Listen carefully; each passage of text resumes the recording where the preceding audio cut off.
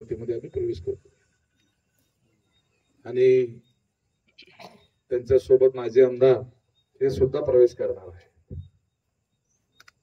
त्याचं कारण असं सांगितलं त्यांनी की आम्ही एका शिस्तप्रिय पक्षामध्ये शिस्तप्रिय नेत्याच्या कडे आकर्षित होऊन आम्ही प्रवेश केला होता आणि आता या पक्षामध्ये फार बेशिस्त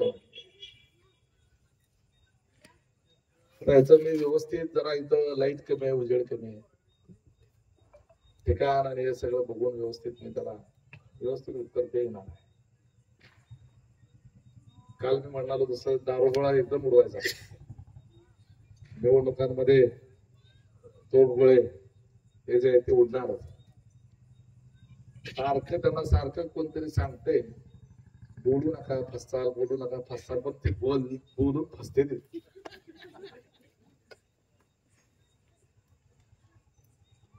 आता त्याची बेशिस्त जी आहे पक्षात बेशिस्तपणा म्हणजे आता शिस्त जी होती सगळी शिस्त काय होती आधी पक्षात त्याचे जरा उजळणी आपल्याला भविष्य काळामध्ये करावी लागते. लहान मुलांच्या करता चिल्ड्रन पार्क अतिशय चांगली संकल्पना आहे, एक नाविन्यपूर्ण कल्पना आहे. काम अजून चालू आहे, परंतु मला चांगलं आठवते आपला मोहोळचा बाजार इथं भरायचा आणि लहानपणी पिशवी घेऊन आवर्जून बाजारला आपल्याला माहित आहे आणि बाजारला पैसे नसेल तर आप्पा हळूच काढून भाऊच्या हातात पैसे द्यायचे, आप्पा मदत करायचे. आम्हाला सावकारच होत पहिल्यापासून आणि त्यामुळं रमेश बारास्कर असतील, मी असतील, ही अशी एक अतिशय सर्वसामान्य कुटुंबात लहानपणापासून एका साध्या घरात गरीब घरात कष्ट करत दिवाळीला कपडे घ्यायचे म्हटल्यानंतर कुठल्या तरी बिलाची वाट बघत नाहीच बिल निघालं तर एखाद्या सोनाराकडनं तात्पुरतं व्याजानं पैसे घेऊन एखादा तरी ड्रेस दिवाळीला घेतला जाईल या अपेक्षेनं महिनाभर आधी दिवाळीची वाट बघत बसणारी. शाळेचा पहिला दिवस आहे म्हटल्यानंतर शाळेचा तरी किमान नवीन ड्रेस मिळेल याच्या करता शाळा कधी चालू होते ह्याची वाट बघत बसणारी. कधीतरी तोडजोड खायला मिळेल म्हणून एखाद्या सणाची नाही तर दुसऱ्याच्या लग्नाची वाट बघत बसणारी अशी एक पिढी जी आहे, अशी जी कुटुंब आहे त्या कुटुंबातनं रमेश बारस्कर असतील, माझ्यासारखे आमदार साहेबांसारखी ही लिडरशिप जी आहे ती तयार होईल आणि त्याच्यामुळं गोरगरिबांच्या करताची जाणीव जी आहे ज्यांनी भोगले त्यालाच ती कळते, ज्यांनी भोगलेलं नाही त्याला ते कळत नाही. आणि म्हणून या मोहोळ तालुक्यावर अतिवृष्टी आणि महापूर येऊन हजारो लोकांचे संसार उद्ध्वस्त झाले, हजारो लोकांची शेती उद्ध्वस्त झाली, डोळ्या देखत जनावर पाण्यामध्ये महापुरामध्ये नदीमध्ये वाहून गेली, आयुष्यभराचं नुकसान झालं, लोक धाय मुकलून रडतायत. आणि अशा परिस्थितीमध्ये अनगरकरांना पावसाची कृपा झाली असं वाटतंय, कारण पाऊस भरपूर झाल्यामुळे ऊसाचं उत्पादन जोरात झालं, ऊस चांगला आला आणि ऊस जेव्हा झाला म्हणून माझ्या कारखान्याला गाळपाला ऊस मोठ्या प्रमाणावर मिळणार, साखर मोठ्या प्रमाणावर तयार होणार, दारू मोठ्या प्रमाणावर तयार होणार, खचून पैसे आम्हाला मिळणार. त्याच्या आनंदात त्या गरीबाचं काय जळतंय, त्या शेतकऱ्याचं किती हाल झालं ह्याच्या संदर्भामध्ये कुठल्याही सोयीला सुटत नाही. अशी ही मड्यावरचं लोणी खाणारी अवला आणि मग अशा पद्धतीने मी बोलल्यानंतर ही वस्तुस्थिती आहे. आणि माझ्या पक्षातले असो नाही तर आणखी कुठेही असो अशी हरामखोर माणसं जर आमच्या डोळ्यात देखा तर आमच्याच तालुक्यामध्ये या पद्धतीने जर शेतकऱ्यांची जर चेष्टा करत असतील, शेतकरी उद्ध्वस्त झाल्यानंतर त्याची जनावरं पाण्यात वाहून गेल्यानंतर महापूरमध्ये सगळी पिकं जी आहे ती उभ्या डोळ्यात देखत उद्ध्वस्त झाल्यानंतर लाखो रुपये खर्चून त्या हाताच्या पोटाप्रमाणे स्वतःची जनावरं जी आहेत ती दुधाची जनावरं ज्याच्यावर आपला प्रपंच चाललाय तो प्रपंच असा डोळ्यात देखत त्या ठिकाणी वाहून गेला. अरे त्या जनावराला सांभाळण्यासाठी नदीला पूर आल्यानंतर सुद्धा आमचे शेतकरी झाडावर जाऊन बसले, त्या जनावरांची राखण करण्याकरता त्या महापुरामध्ये अडकले. परंतु आपल्या तळहाताच्या फोडाप्रमाणे आपल्या गायींना, म्हशींना, कोंबड्यांना, शेळ्यांना सांभाळलेला आमचा शेतकरी जो आहे पुरामध्ये पुण्याचा धोका पत्करून झाडावर जाऊन बसला, आपल्या गोट्याकडे लक्ष ठेवलं. तुम्हाला अशा परिस्थितीमध्ये निसर्गाची कृपा झाली अशी वाटते? वाढल्यानंतर मी त्यांना बाहेर काढायचं काम करतो. महापूर आल्यानंतर आपले आमदार साहेब प्रशासनाच्या पोटी कमी पडल्या तर पंढरपूरवरनं मंत्री आणल्या स्वतःच्या पैशाने. त्या गाठण्यातल्या जवळपास 100-150 लोक जी आहेत ते अडकलेली बाहेर काढली, रामहेगडीची बाहेर काढली, नांदगावमधली बाहेर काढली. हा मोहोळ तालुका पाण्यात बुडत होता, सामान्य माणूस पाण्यात बुडत होता, जनावरं पाण्यात बुडत होती. त्यावेळेला हे अनगरकर परदेशामध्ये नाचत होते.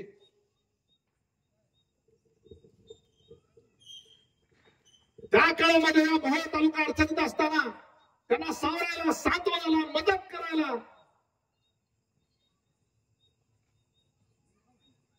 50 वर्ष तालुक्याला शोषण करून तालुक्याचे सम्राट म्हणून घेणाऱ्यांनी का पुढे आले नाही?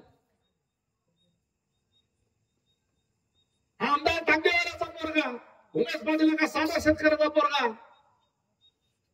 रमेश बारसकर सुद्धा एका सर्वसामान्य कुटुंबातला मुलगा. आमची काय हजारो कोटीची जागीर प्रॉपर्टी नाही. उभे महाराष्ट्रातून लोकांची मदत आली, वेगवेगळ्या संस्थांनी मदत केली.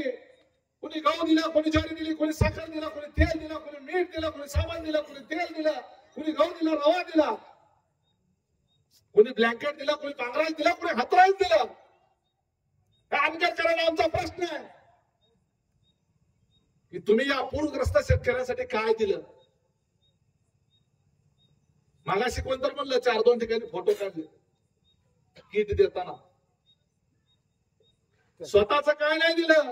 मुस्लिम साहेबांनी तिकडनं पाठवलं कोल्हापूरवरनं, ते आलेलं किट, दुसऱ्याच आलेलं किट वाटायचं काम केलं त्यांच्या बारावड्यात. आणि ते सुद्धा कुठं?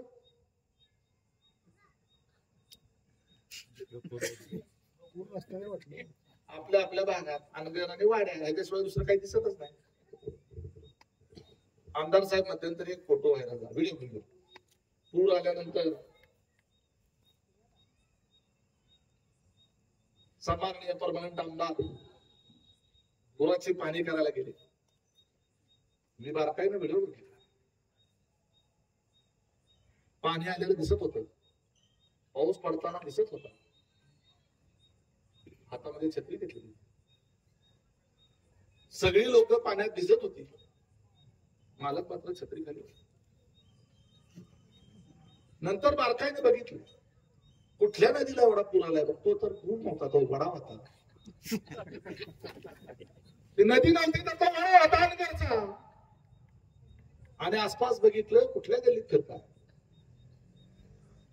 मला वाटलं त्या गलनवाडीला, पासलेवाडीला, तिकडल्या भागामध्ये पोपल्याच्या अलीकडल्या बाजूला तो तर भाग नाही. बारकाईने झूम करून बघितलं तर ते अनगर गावच होतं. आणि विशेष करून अनगर गावामध्ये ते शंकरनगर होतं. आता तुम्ही म्हणाल शंकरनगर कशासाठी?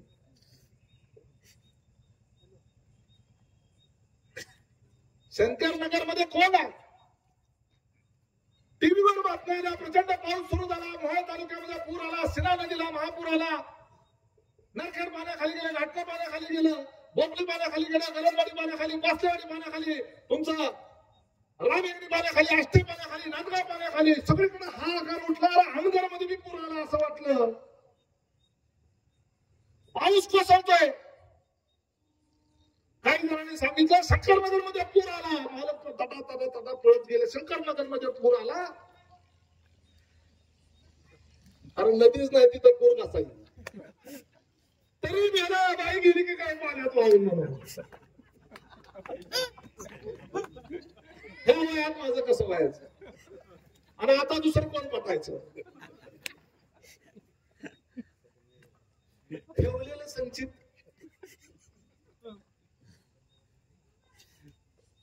जपलं पाहिजे. ती भ्या लोकांनी भ्या घातल्यामुळे बघायला गेलं शंकर नगरला. दुसरीकडे कुठं गेलेलं दिसलं का? दाखवा बरं एक तर व्हिडिओ.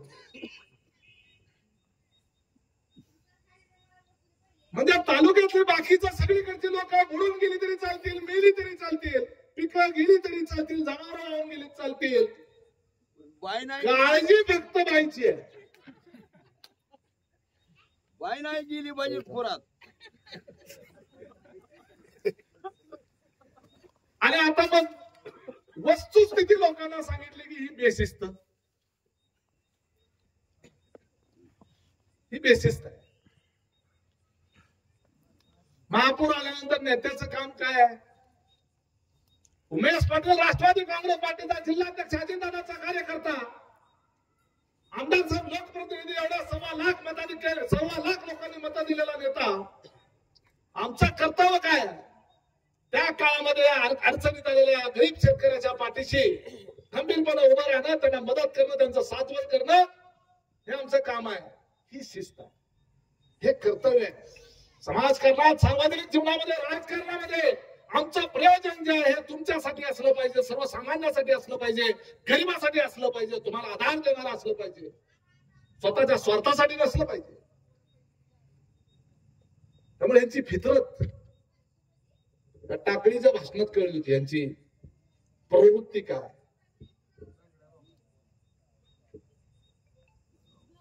त्या मुळी टाकायच्या वेळेला त्या काळ्या राजाची प्रवृत्ती काय आहे?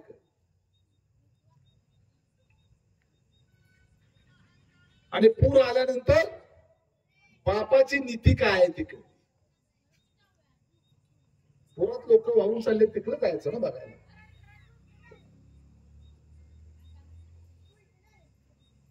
नदीला पूर येत असतो, वड्याला नाही. आणि मग ह्या सगळ्या पार्श्वभूमीवर तरी आम्हाला सत्ता पाहिजे. आता भाजपमध्ये जायचा निर्णय घेतला.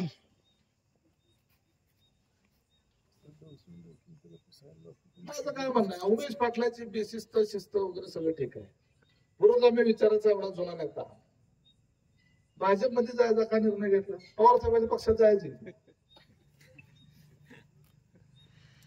पक्षात बदलायचा नाही उमेश पाटलाच्या त्रासामुळं. मग पवार साहेबांच्या पक्षात जायचं. ज्या पवार साहेबांनी तुम्हाला एवढं घडवलं, 3दा आमदार केलं, मंत्री काय दर्जा पूर्वी बी दिला, आता दिला,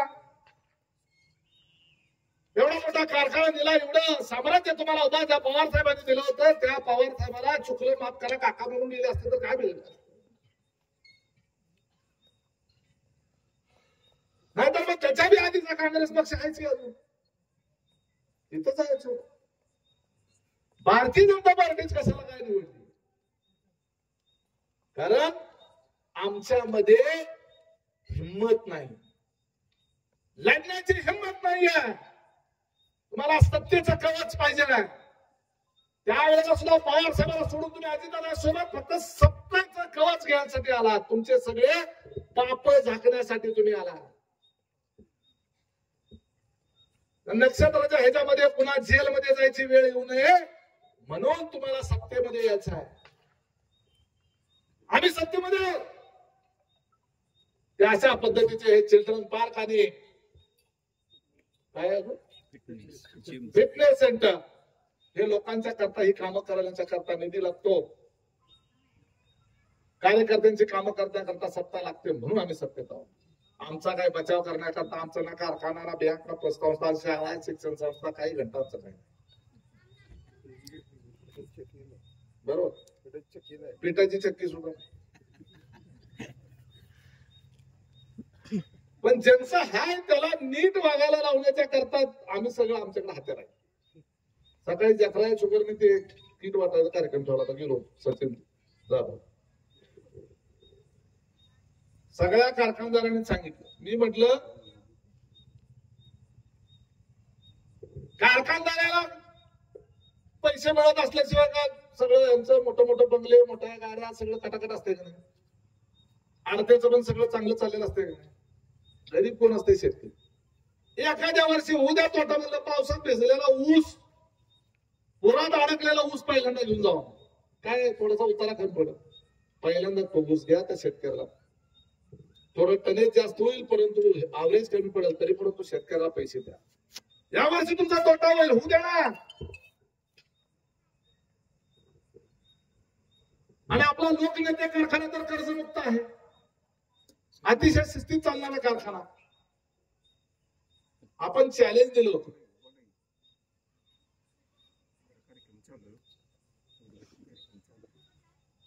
की त्या लोकनेतेला ऊस घालायच्या अगोदर खासगी काट्यावर वजन करायचं आणि मग लोकनेतेच्या काट्यावर वजन करायचं.